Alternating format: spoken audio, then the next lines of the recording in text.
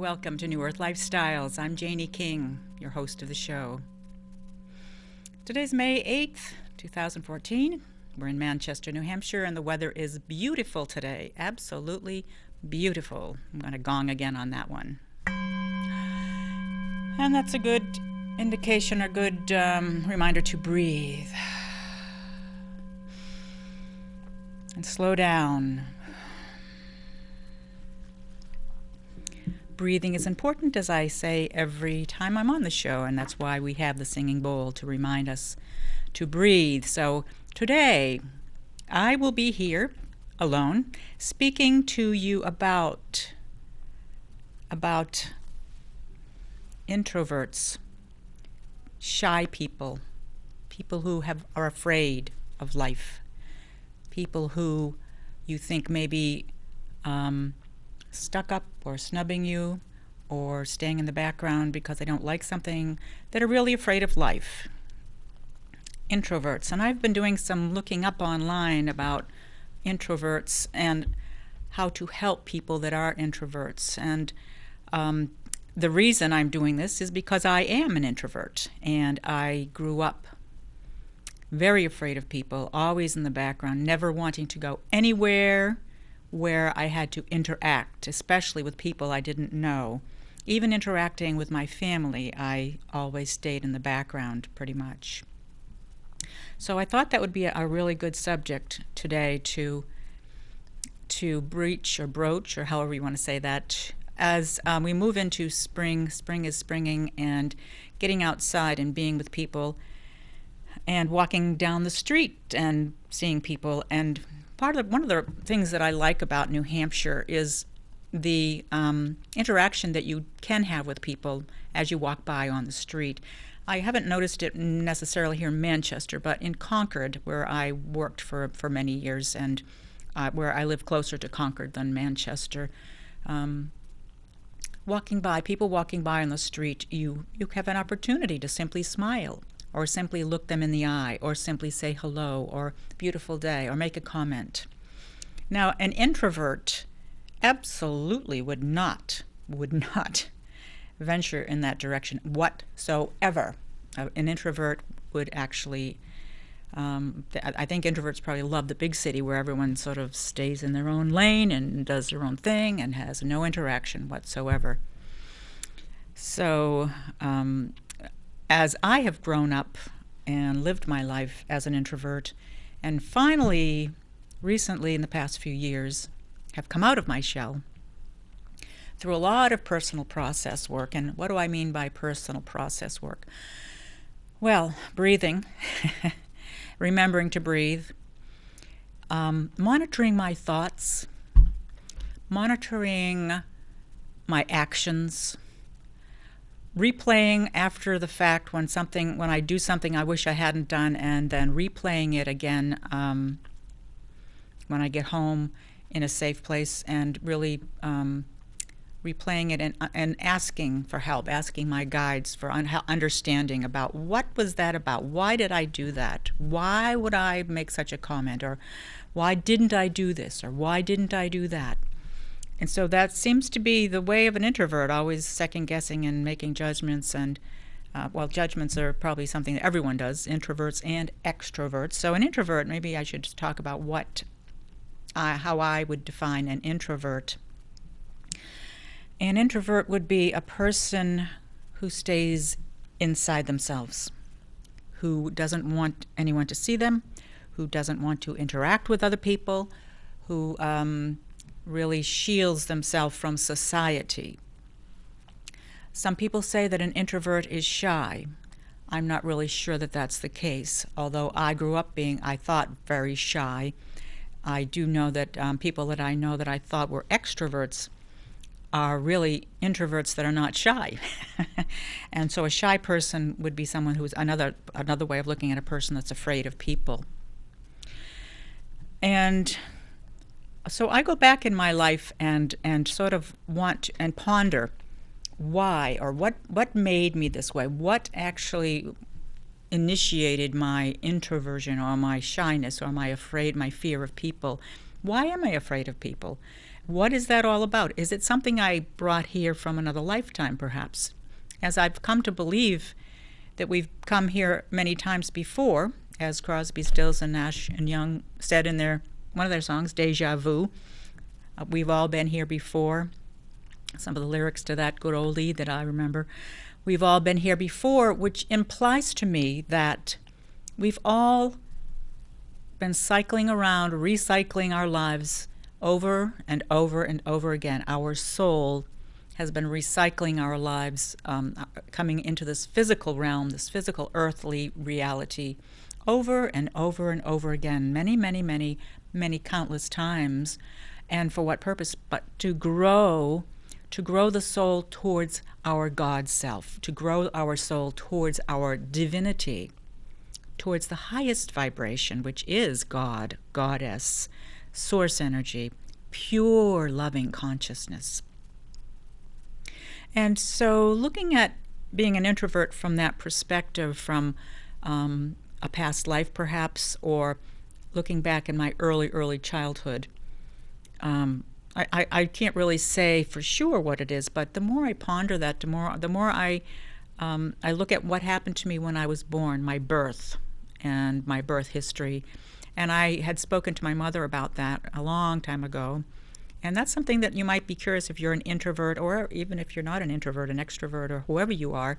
It's, for me, it's very, very interesting to begin to understand your whole journey in this lifetime, beginning at birth, and how you came through your mother, how you were birthed. What was your birthing like, your birthing process like? Did your mother have a hard time? Was it an easy time? Was it a long birthing process? What was your mother's pregnancy like? And why would I look at that? Well, I believe that we are conscious, or there is consciousness of ourselves in the fetus before birth, at the time of conception. Now, there are a lot of different beliefs around that, and you can have your own belief around that, whatever that would be for you. But I believe there's a thread of who we are already in the moment of conception, when the sperm meets the egg and the multiplication, the cell division happens, and that cell division, that's really such a miracle of life when you take two different cells, a sperm and an egg, and they come together and they multiply and create you, me, us, create a baby. How can that be with just two cells? Well, there's a lot there. There's a lot of mystical stuff happening, right? There's a lot of consciousness, God self, in that union, in that connection. And so from that perspective, I'm always curious about, when my mother and father created me, and also during that whole 9-month gestation period, right into birthing, because that's really who I am right up until this moment. So my whole history does not just include my breathing, living physicality on this plane from birth, but also prior to birth. And I just carried that a little bit further than prior to birth was past lifetimes or other lifetimes that I know I have lived. And how do I know that? Because I've come to believe in my studies of theology and different religions around the world that we all come back. Our soul, our overlighting soul never dies, has never died in the past, and will never die. And therefore, it means that when this physical body sheds or dies or lets go, we are still here. Our soul, not necessarily here, but is still intact, wherever it is. Our soul is always here, and it's multidimensional. As we only live here in this three-dimensional world, or our concept or our reality is in this three-dimensional world, there are infinite numbers of realities within this world and around this world. And I know that's getting off on a tangent that I probably don't want to go on, but it's something to ponder, isn't it? Let's have a little gong on that to have a break and slow me down. And why do I want to slow down? Because I want to honor the breath. I want to honor this present moment. as I look at being an introvert, which is who I am, sitting here in this moment,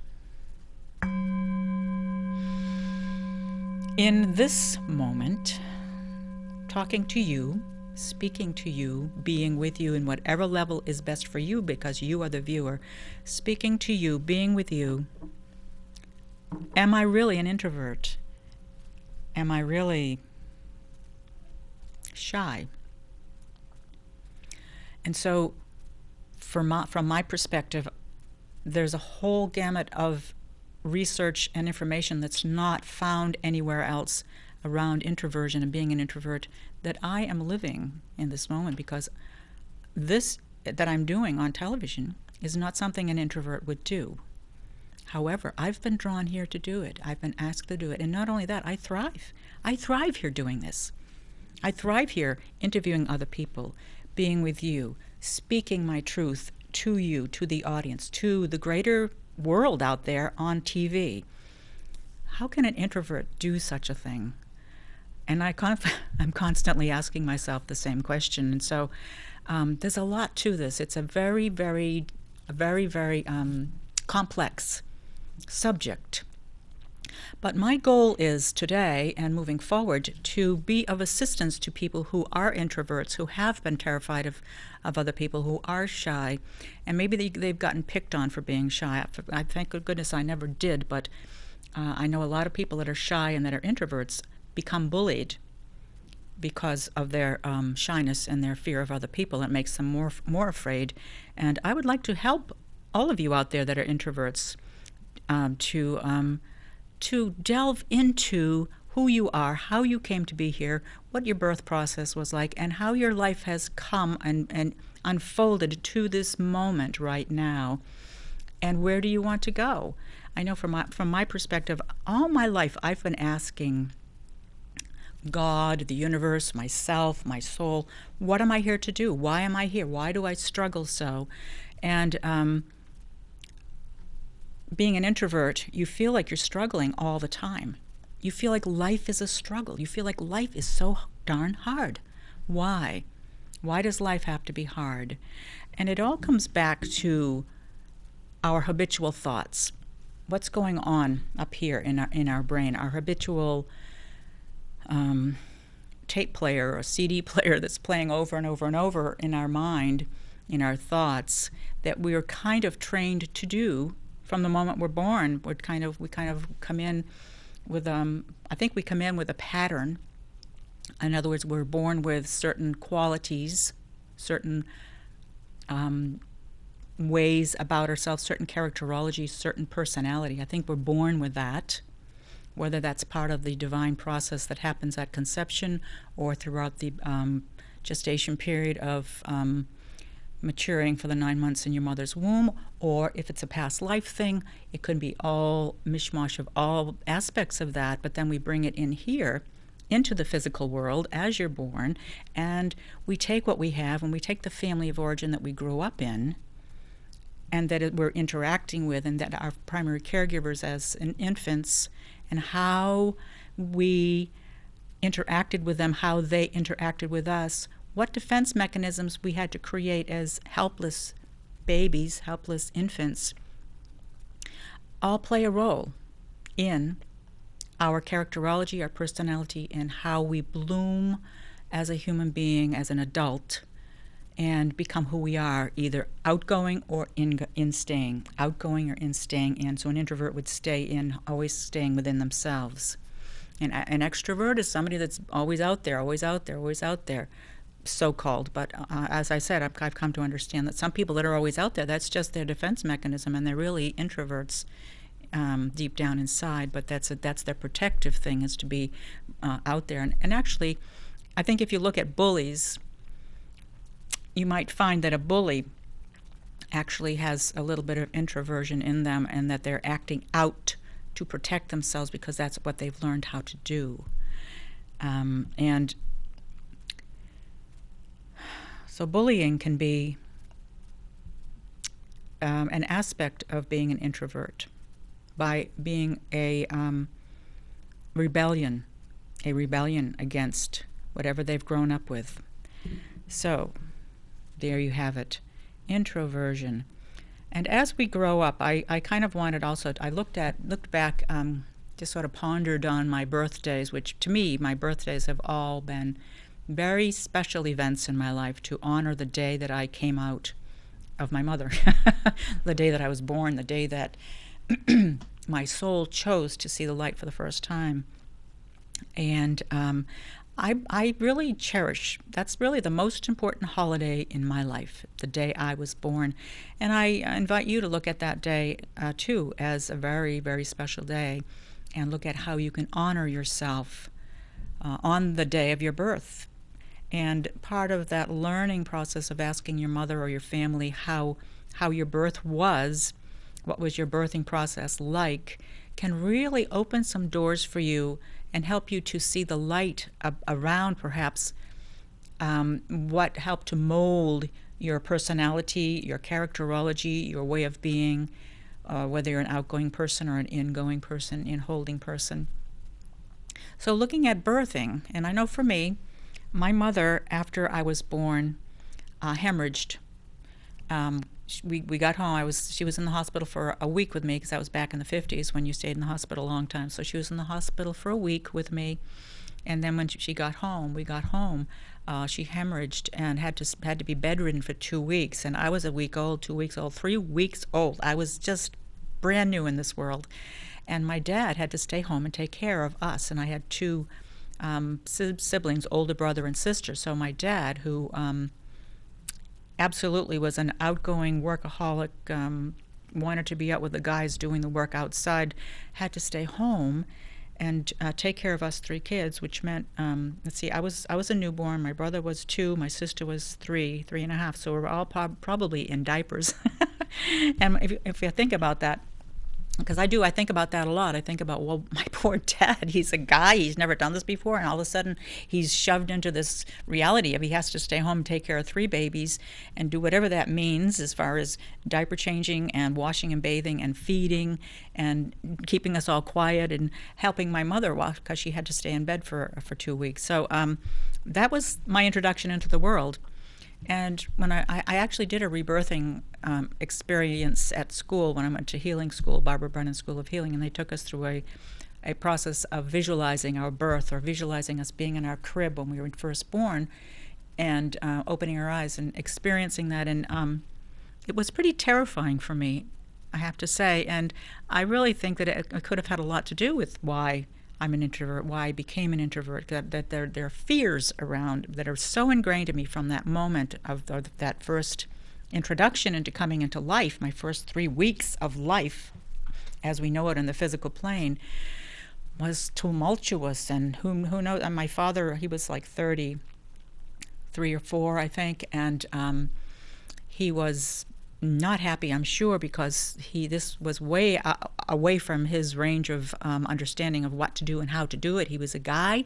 He liked being outside working with machinery. He was a crane operator and a truck driver, and he had to stay home with us kids and do this stuff that my mother was wanting to do but couldn't do, because my mother always wanted to be a mother. She couldn't wait to have kids after my father came back from the war, from World War II, and she couldn't wait to have kids, and she was very impatient, and bingo, bingo, bingo, she's got 3 kids and she can't take care of them.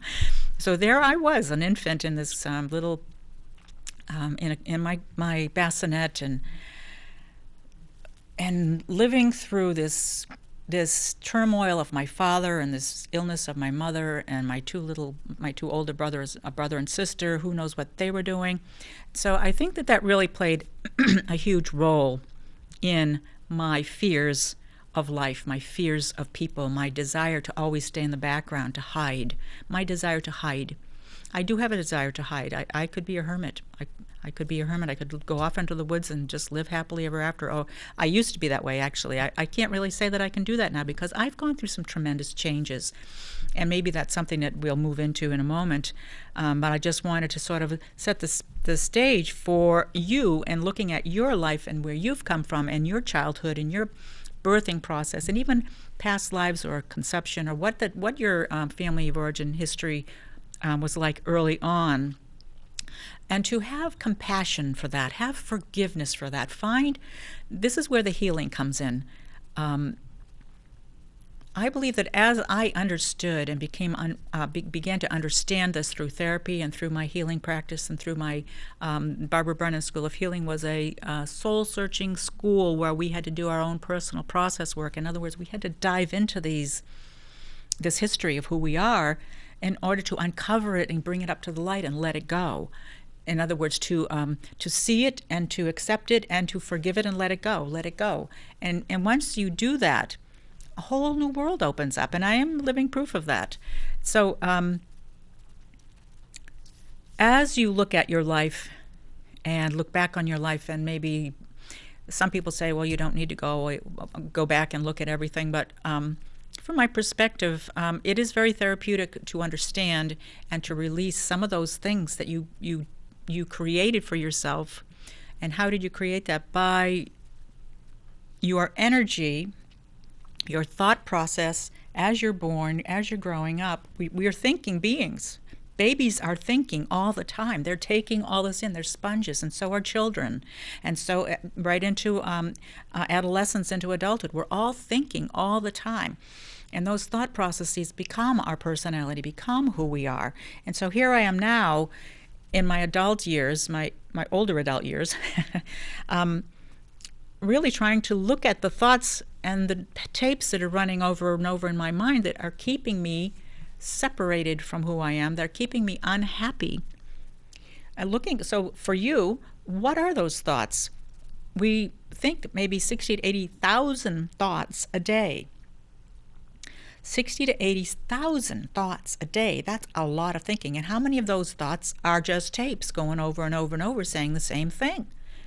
Putting ourselves down, or wishing things were different, or making judgments, or blaming, or complaining. All of those thoughts that have a lower energy, that are keeping us down in the mud, need to be looked at and changed and recognized. And that is how I believe I've moved from being an introvert, by looking at my life, looking at my thoughts, really wanting to be happy, really knowing that something that's got to change in my life. The biggest thing we can change is our thoughts. Our thoughts. And how do we do that? How do we change this whole chain of events that from the time we're born, or from before birth, or from prior lives that we may have brought in? How do we change all of that stuff from the past that is now a conglomerate of who we are in this present moment? How do we change that? That is the question. And so one thing that you can start to do is pay attention to what you are thinking. What you're thinking? Let's gong on that one. Oops. Gong. So when I do the gong, what are you thinking right now? Aha. What are you thinking right in this moment? Because this is the only moment you have. This is the only moment I have, right here, right now. I'm doing something I love right here, right now, talking with you, talking on a microphone, on TV with you, banging my gong, speaking about my truth, speaking about something that is important to me, hoping that it's important to you too. However, your thoughts are important to pay attention to. Your thoughts become who you are. Your thoughts are very important for you to pay attention to and begin to make different choices. And I've talked about this on previous shows.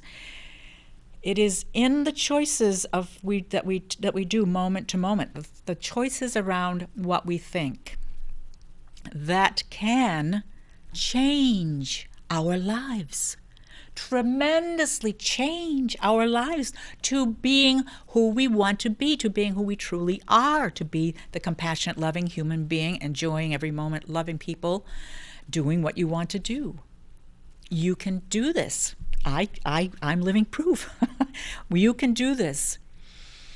And so, no matter how old or young you are, male or female, you can change your life to become happier, healthier, stronger, more vibrant, smiling every day of your life if You make a choice, moment to moment to moment. Now, you may say, but so-and-so did this to me, and so-and-so did that to me, or this is what happened to me last week, or when I was little, this happened to me, and I haven't been able to forgive this one because that's what happened to me.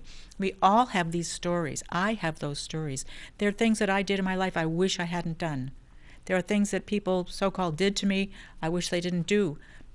I've changed my life and my perspective of life so that I don't look at those things from that way anymore. I look at not that someone did something to me, but that they did something that I perceived as being done to me, when in fact I could have made a different choice and perceived that they've got a problem if they think I did that to them, because I didn't. Now, being an introvert like me and shy, many times people I would perceive them as doing things to me, and I could not speak up. I didn't know how to speak up in a way that would express what I really, really wanted to say to them in a heartfelt way, and so I said nothing. I don't know how many of you out there do that. Maybe you're in the opposite spectrum and you say more than you should. I was growing up, in fact, most of my life, I would be silent and say nothing because I didn't have the words. I didn't have the thought process, or what was being said to me. This is probably more of what was really going on. When someone said something to me that was not true, and I just couldn't conceive of why they would say that to me, it shook me up so much that I would energetically leave my body. And that's one of the defense systems that I created as an infant, is when there was yelling, or when there was chaos, and when there was fighting, when there was something that being an infant, undefendable, unable to run away in a crib, my energy learned how to protect my soul by moving up and out of my physical body. And so that's what I do when I have a confrontation, or what I used to do when I was confronted with another human being, an adult to an adult. I really wasn't an adult. I was still living from that defense mechanism. I hope I'm making that clear. Maybe I can think of a situation, and if I can, I will certainly bring it up. However, from my early childhood and learning about my mother's, the things that I just spoke about, with my father having to take care of 3 of us children, babies, it made sense to me that my defense mechanism energetically was to become aloof and leave my body. My physical body was here, but my energy field, the vibration of who I am, my spirit left.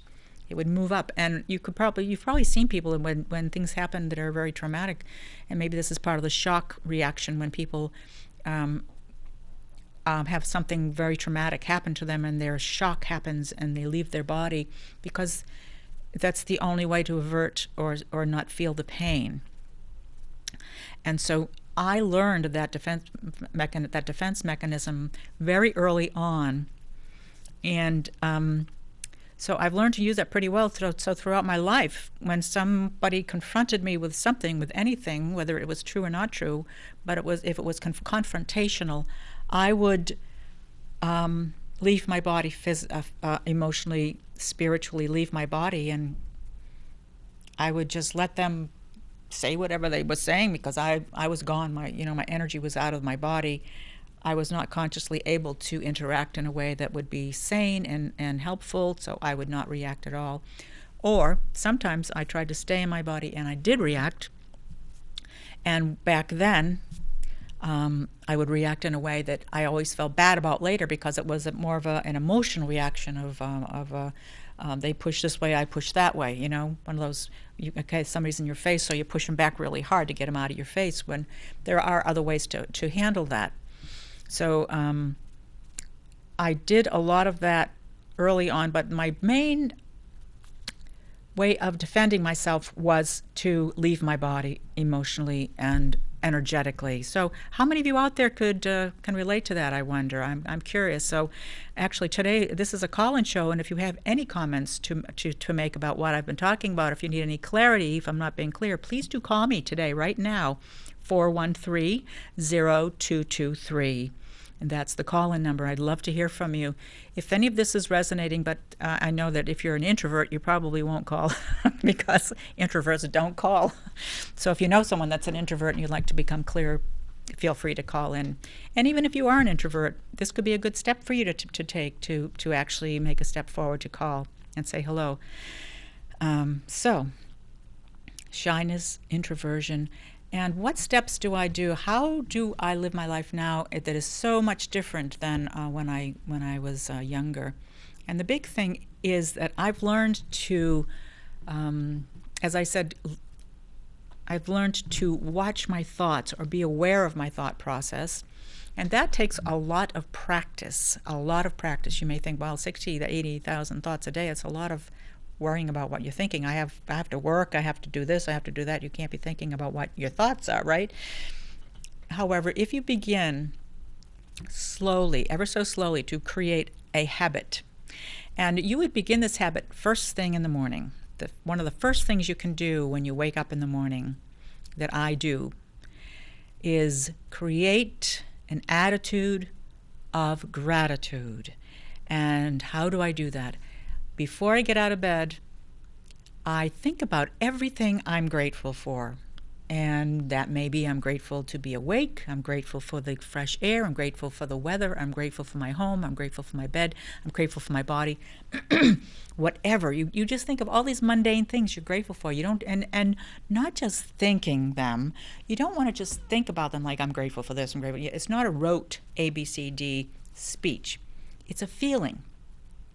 When you can actually feel grateful, gratitude, thankfulness, appreciation in your heart for what you have, for the new day, for being able to breathe, for having your health, and even if your health isn't 100%, for having the health you have, for having the body you have, for having the mind you have, for having the life you have, when you could begin to do this first thing you do when you wake up in the morning, not only say those things, but have that attitude of feeling in your heart, finding a way of actually feeling the feelings, that will start your day off in a different direction, a totally different direction than ever before.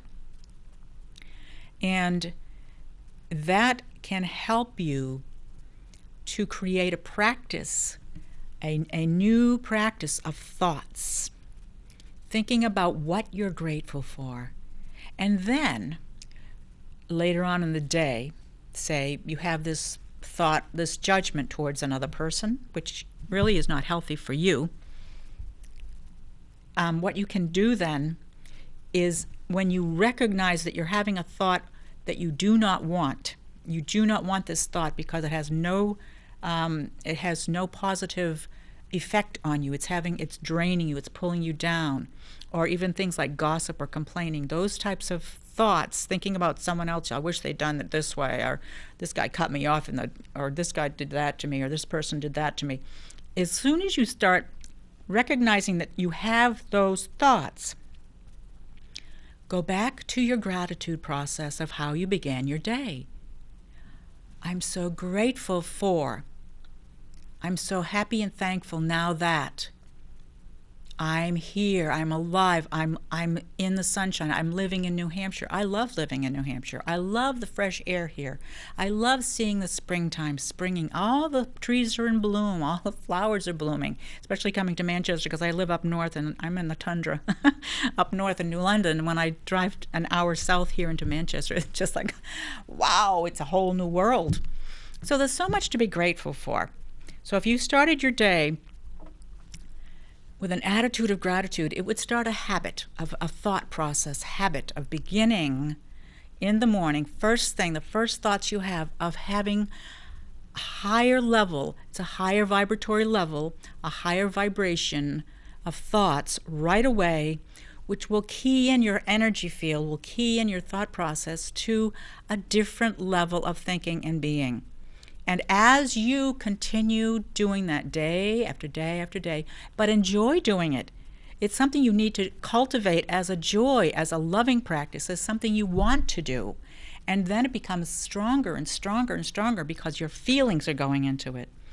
And anything you put your feelings into gets stronger and stronger and begin to materialize for you. They begin to materialize what you want. However, being grateful for what you already have is the first step. And so how does this relate to being an introvert? Well, it relates to everybody, not just introverts, but I'm just giving you a practice that I do, that I love to do, and that the more I do it, the easier it becomes for me to stop those thoughts in my head right away and bring up a higher vibration thought that has more value for me. Now, you may say to yourself, well, taking care of myself, isn't that kind of selfish? Isn't that kind of like, not helping anybody else? Well, really, if you think about it, you live with a lot of people, or you have to interact with a lot of people, or maybe you don't, but maybe you want to. But as you shift yourself, everyone around you benefits. Everyone around you, even your dog, your cat, your pets, even the earth benefits, even the trees benefit. How do they benefit? Because your vibration lifts which brings you up, happier, more joyful, living your life on purpose, the way you want to live it, not as a victim.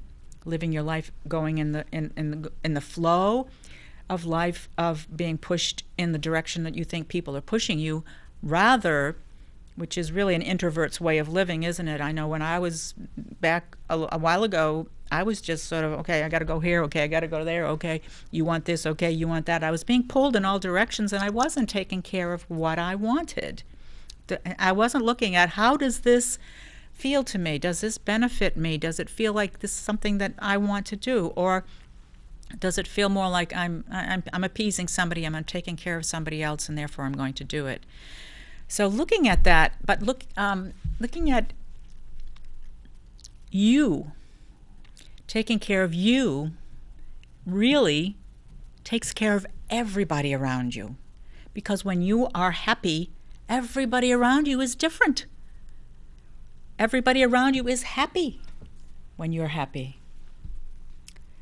So this can be a really fun way to be, a fun way to live. And that's what I'm finding as I move out of that introvert way of living. And I still am an introvert. I still have fears connected with interacting with people. So it's for me, it's a lifelong journey of realizing that I have these fears and finding all these tools, these more and more tools to help me let go of. I'm not going to say overcome, but let go of. I'm really letting go of these old systems of behavior that don't serve me. Why don't they serve me? They don't make me happy. They keep me from being happy. And I can honestly say that in the past, say 2 years, maybe 3 years, I've found more joy in my life by I finally have cracked the nut of depression and anger. That's a long lifetime of depression and anger. But learning that you have the power. I have power over my own life. Nobody else can. I mean, look at Nelson Mandela. He spent 30 years in jail. And he came out and became, and he was just the loving, caring person that how could anyone spend so many years in jail and come out and be such an avatar, be such a beautiful person? Rather than anger and resentment and spitefulness, he loved everyone. He did not allow that time in the confinement that he was in to break his spirit. And that's what I think a lot of what happened to me in my childhood is my spirit got broken very early on. And it's taken me all my lifetime to really break out of that or realize that and let go of those chains, those energetic belief systems that were holding me down all my life, and realize I don't need to hold on to those anymore. They don't serve me anymore. I can let them go. And so breathing and gratitude and looking at my thoughts are some of the tools that I use to continually expand who I am, continually grow, continually enjoy life more and more and more. And I believe we're all here to do that. We're all here to enjoy life and to excel and to be be models for other people to do the same thing. Of course, it's taken me a long time, as I said, to get here, but I'm going to gong on that one. Ooh.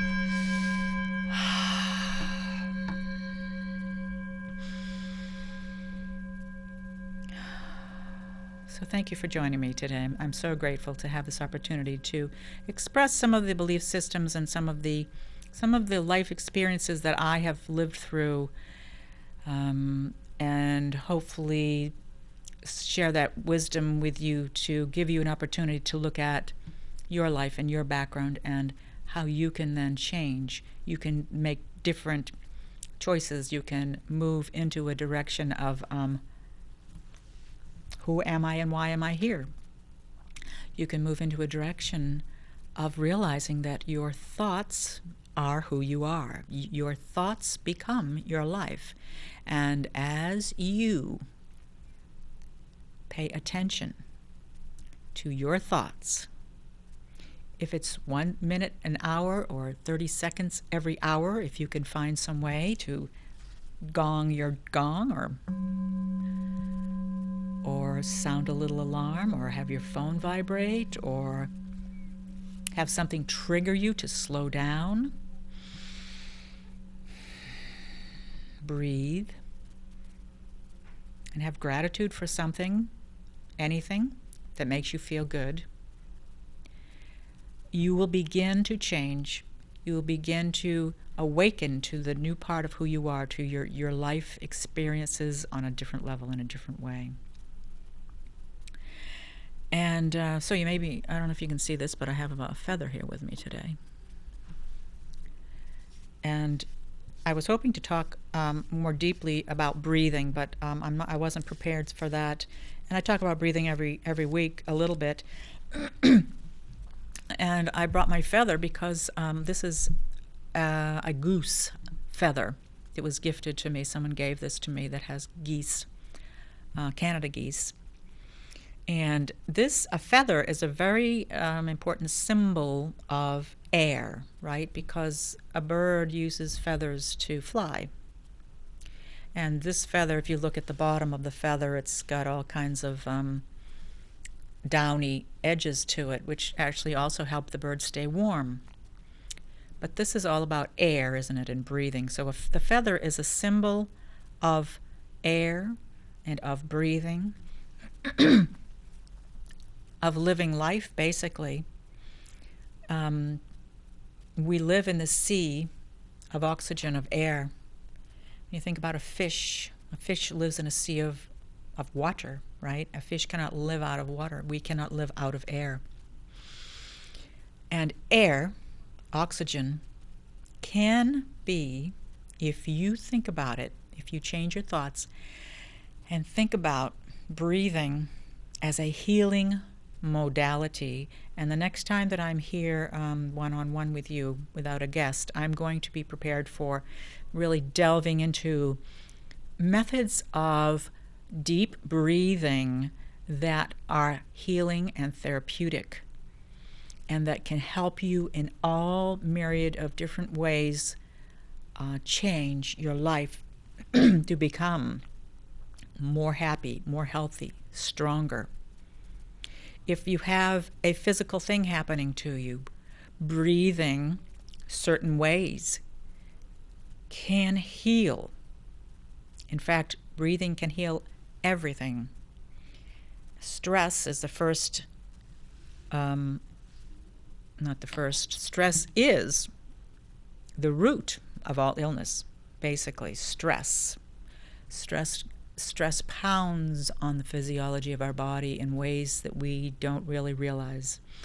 And so that's one of the things that has driven me, being an introvert, to looking at my life and fulfilling my life in a different way, and finding out who I truly am and finding out what I love to do and changing my life so that I enjoy moment to moment, this moment.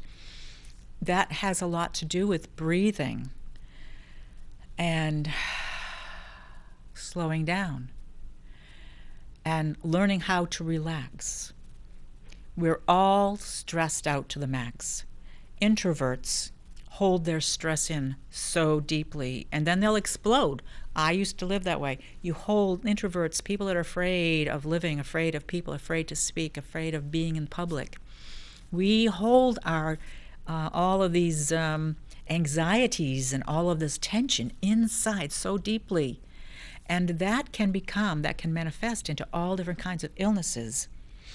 And that is why it's so important for you to look at these methods, or a method or a way for you to come out of your shell and to release these tensions, to release these stressors that you're piling up inside of yourself that can manifest as illness. And when I first began changing my life and moving away from, learning that I was an introvert and all that stuff back probably 20 years ago, I had physical illnesses that were coming into my body. And I've always been a healthy person. I've been outgoing. I loved being outside all the time, so I was a nature lover. I had horses. I was always riding or cleaning the stalls or doing something outside in the barn. I was always outside. And when I had some physical things happen back around 1990, 1991, 1992, it caused me to wake up and pay attention to my introversion. I was such an introvert that I was powerless to make any choices for myself. I gave my power away to all the medical professionals that were telling me to do this or telling me to do that or how to go, what to do, how to do things. And having a physical ailment come into my life is what woke me up, what made me, okay, you better pay attention here. And it's been a long journey from then on to here. However, it is stress held in that really is the root issue of all of our illnesses, all of our maladies, at least 90% of them, and probably 100%, but they can't really say that. So as an introvert, as someone that really holds a lot in more than an extrovert, it's really, really important for you to begin to look at yourself in a different way, in a new light. As I've said in the past, when I was growing up, in fact, right along that time when I was having those physical problems in the early 90s, I think I had 2 friends in the world, and I hardly even spoke to them. So I was pretty much alone. I was married, but my husband, I found out later, was also an introvert, even though he was a talker. He loved to talk, but he really was an introvert, and I was an introvert. And so we were kind of lived our lives separately, even though we were married. And so looking at your life and making a choice and deciding how you want to change your life, or are you happy, and looking at your thought process, all these things can help you to expand into all this luscious world of life that's all around us, to really have fun, really look at your passions, really get out of that mold, get out of that restriction of being in your body as an introvert much too deeply. And is that a call coming in? Nope. Okay. Started buzzing. So, look at that and look at yourself from a perspective of, how much stress do I have in my life? What am I thinking all the time? And you can start to change that by simply breathing. And I'm going to talk about breathing probably at the end of May. So coming down to the wire here of the last few minutes, I wanted to also talk about my guests that are coming on next week. I will have a guest on the show next week, Wendy Scott Fletcher. She's a friend that I met with Dawn Drew, my other good friend, and Wendy is a psychic and a healer, and she has moved from Vermont down into Windham, New Hampshire. And she's going to be on the show talking about how she became a healer and how she became psychic. And a lot of this has to do with all of us. The world is changing and shifting now, and this is an opportunity for us to really look at ourselves and make some positive changes, have some positive ways of breathing, and also how you want your life to be. You can make that choice. How do you want your life to be?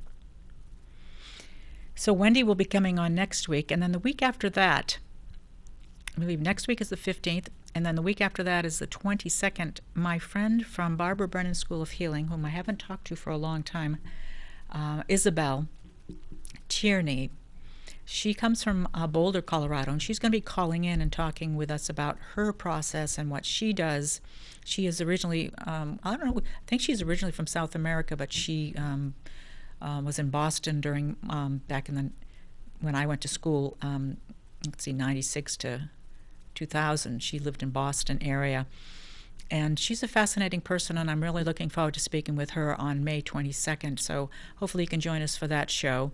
And then, so May 22nd, and then, so May 29th, that sounds like that will be the time when I'm going to be talking again about breathing.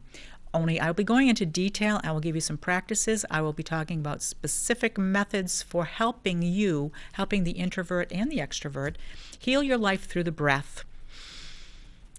And if you have insomnia, especially if you have insomnia or pain, breathing is an amazing process, and I will give you some of those amazing ways to help you to sleep, to help you to resolve your pain through breathing exercises or breathing processes. And that will be on May 29th, so hopefully you can join us then. As I said, this is a show about shifting your consciousness. I've said that many times. And by looking at who you are, if you are an introvert or an extrovert, or looking at your life from another perspective is what I'm here to help you do, gives you an opportunity to let go of old ways that no longer serve you and be happy and bring joy into your life. So look at your life and look at your thoughts, one of those, the 60 to 80,000 thoughts you have a day. Look, just you can't look at all of them, but pay attention to the thoughts that are running over and over and over in your brain, especially those thoughts that might be towards another person, or judgments or complaints or things that you wish would go differently. And realize that those thoughts can be pulling you down, and find ways to shift those thoughts into positive, loving, energetic ways to help you expand into the vibrant, healthy person that you truly are. Because many of these thoughts, I know for me, judgments, and I pretty much have stopped complaining about things, although in my mind I complain, but I don't verbally complain pretty much anymore. But my mind still have complaints. I can't say that I've killed them altogether or stopped complaining, but complaining is one of the things that really drags our energy down, because the energy of complaining is really not giving you, it's not feeding you. It's not feeding you and helping you to be a fully charged, energetic, loving human being. So think about that, and think about your introversion and your extroversion. And hopefully you got something out of the show today that you can take with you, especially, or most importantly, to stop and pay attention to what you're thinking moment to moment.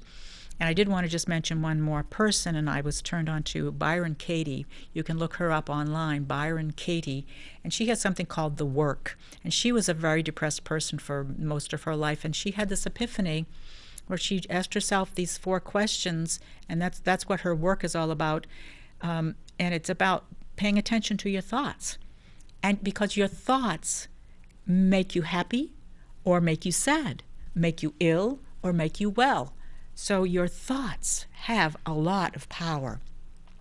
So thank you for joining me. I hope you enjoyed the show, and I look forward to seeing you next week when we have Wendy Scott Fletcher on.